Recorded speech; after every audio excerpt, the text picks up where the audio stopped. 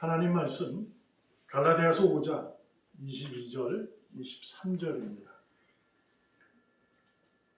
갈라디아서 5장 22절 오직 성령의 열매는 사랑과 희락과 화평과 오래 참음과 자비와 양선과 충성과 온유와 절제니 이 같은 것을 금지할 법이 없느니라. 아멘. 금지할 수 없다. 성령의 열매, 이 9가지를 우리가 성경에 기록되어 있습니다.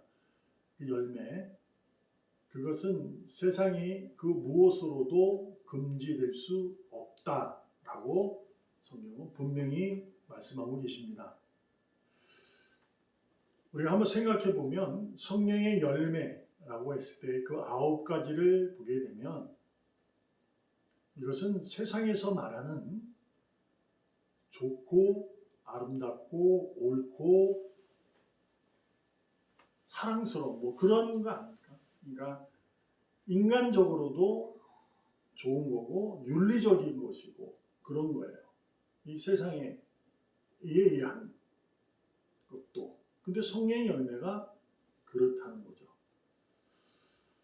그런데 세상에 그 무엇으로도 이것을 금지할 수 없다라고 말하죠. 세상에서 하는 것도 금지할 수 없고 성령의 열매도 세상에 금지할 수 없다. 그러면 신앙을 가졌거나 안 가졌거나 똑같은 거 아닐까? 라는 약간의 의구심 같은 거. 의심이 아니라 의구심. 어떤 것이지? 이러한 거예요. 있을 수 있습니다. 그래서 우리가 금지할 수 없다. 이것에 대해서 한번 생각을 해보려 합니다. 결론을 얘기하면 세상의 아름다운 것으로도 성령의 열매를 금지할 수 없다 그 얘기예요. 세상의 가장 위대한 것으로도 성령의 열매를 넘을 수 없다. 성령의 열매가 가장 크다. 그 얘기를 하고 계시는 겁니다. 생각해 봅니다. 예수님께서 이 땅에 오셔서 그분이 하신 일이 바로 9가지 열매에 해당되죠.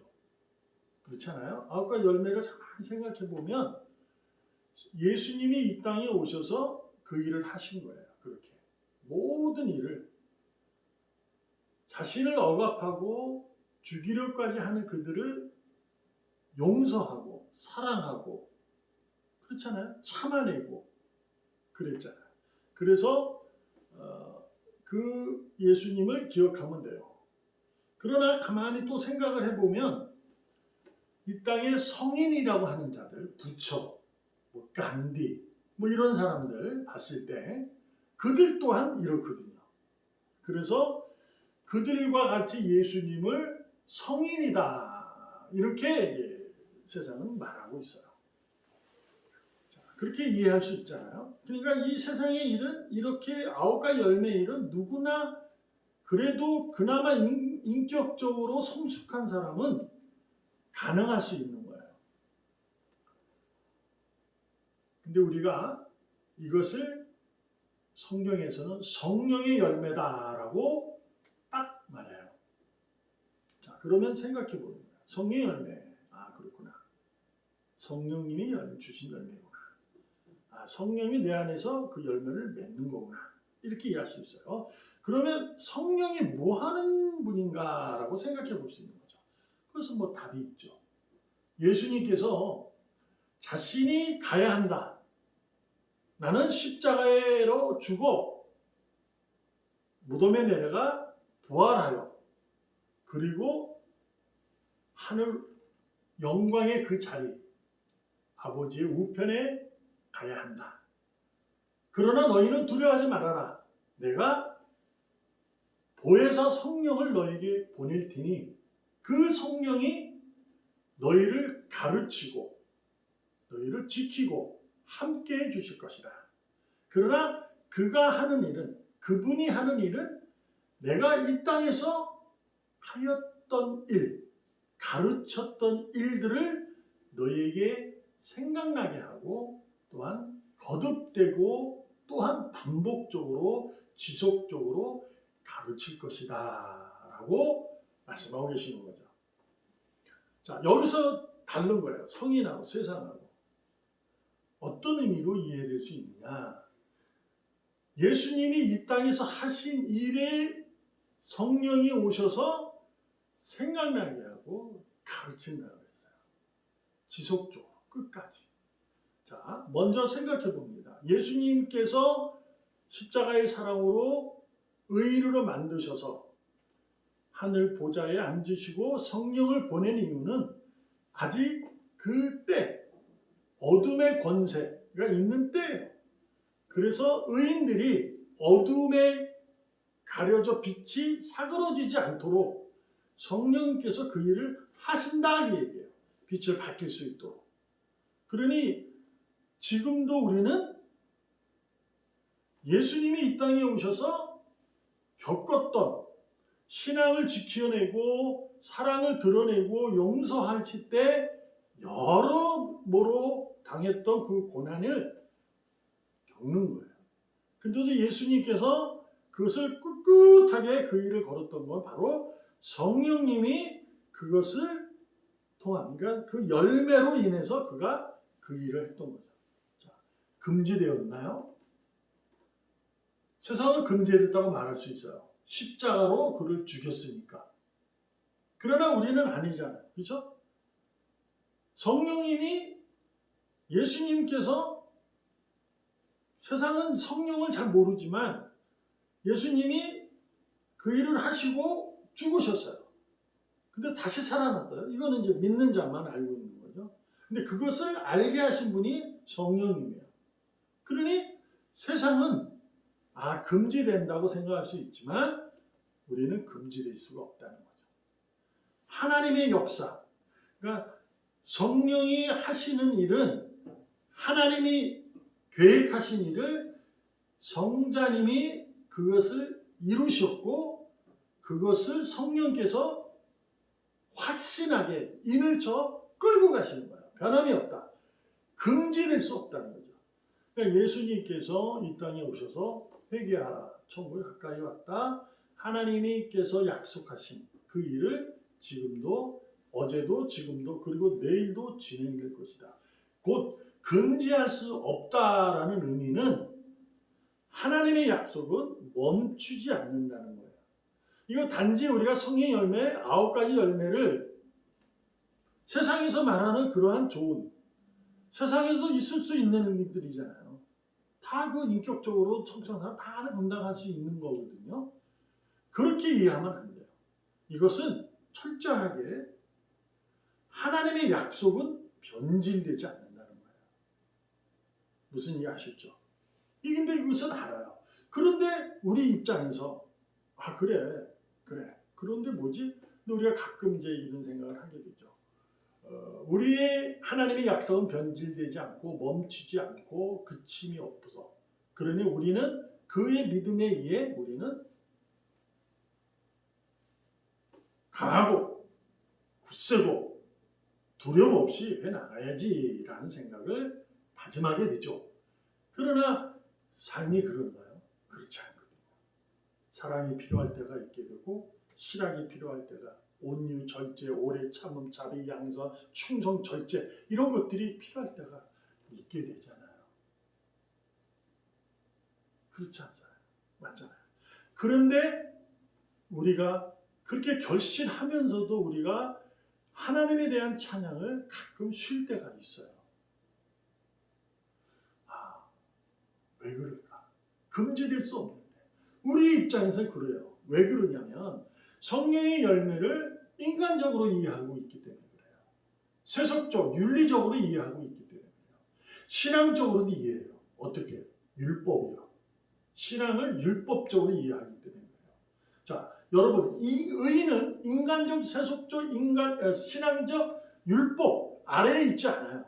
우리는 은혜 아래에 있는 자들이에요. 그래서 의인이다 이렇게 해요. 그 의인은 하나님의 약속이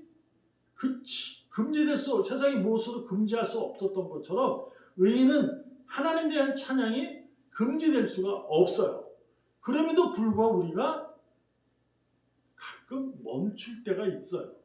그래서 바울이 지금 설명한 거예요.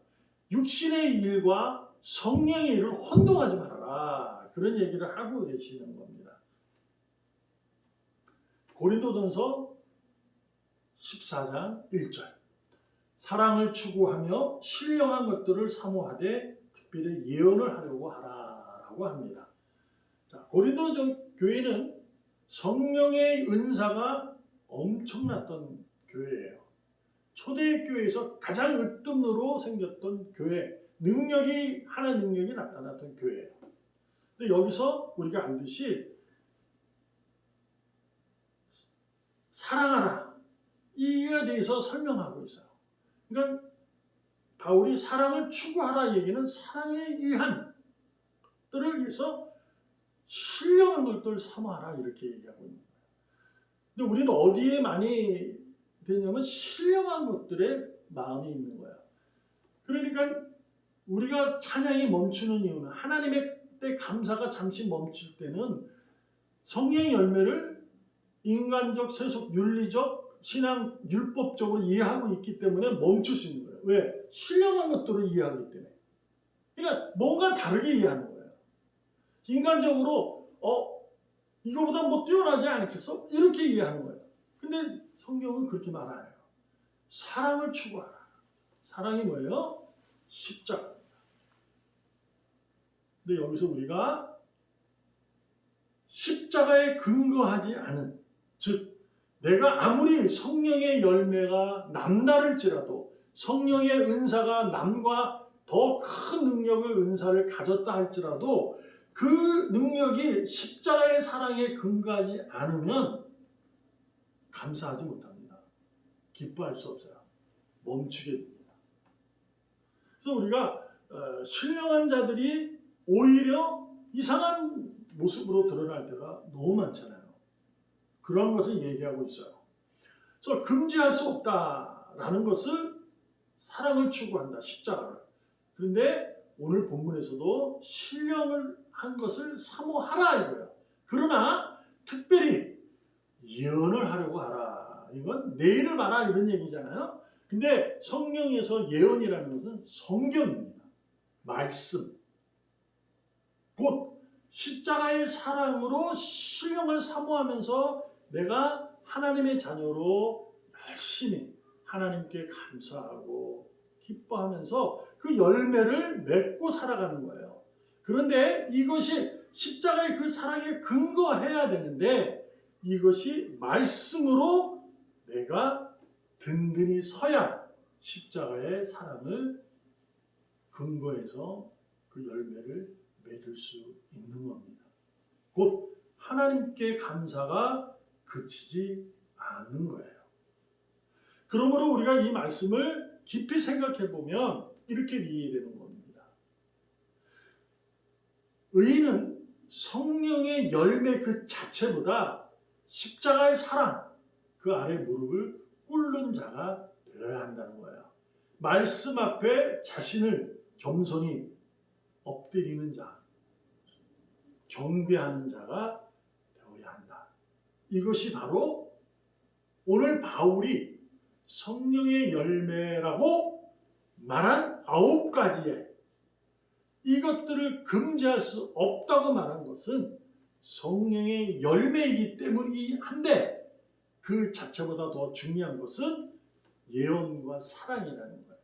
그래서 말씀 앞에 여러분과 저는 오늘도 하나님의 나라의 백성으로 그리스도의 제자로 주님의 자녀로 내가 의인이라고 스스로 믿음으로 고백할 수 있다면 세상에서 말하는 9가지 성령의 열매와 같은 그것에 만족하지 마시고 성령님께서 내게 가르치시고 생각나게 하시는 예수님의 이 땅에서 펼쳐내시고 당당하게 어떠한 상황에서도 굴하지 아니하고 하셨던 고난도 기꺼이 아버지의 뜻이라면 기뻐하며 인정하고 받아들였던 것처럼 여러분도 이 땅에서 주님이 걸었던 그 길, 주님의 발자취를 성령의 능력에 의해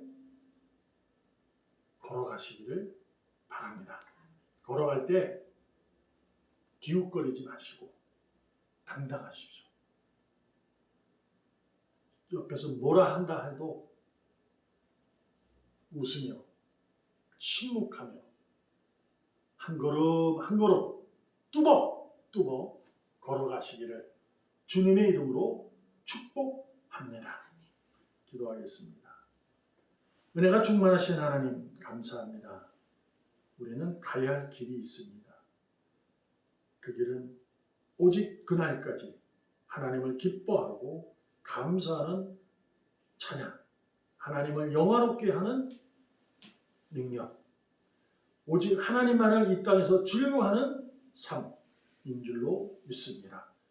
세상에 그 무엇도 금지할 수 없다는 것을 믿고 오늘도 성령의 가르침으로 용기 있게 능력 있게 그 길을 걸어가게 하여 주시옵소서. 살아계신 예수님의 이름으로 감사하며 기도합니다. 아멘.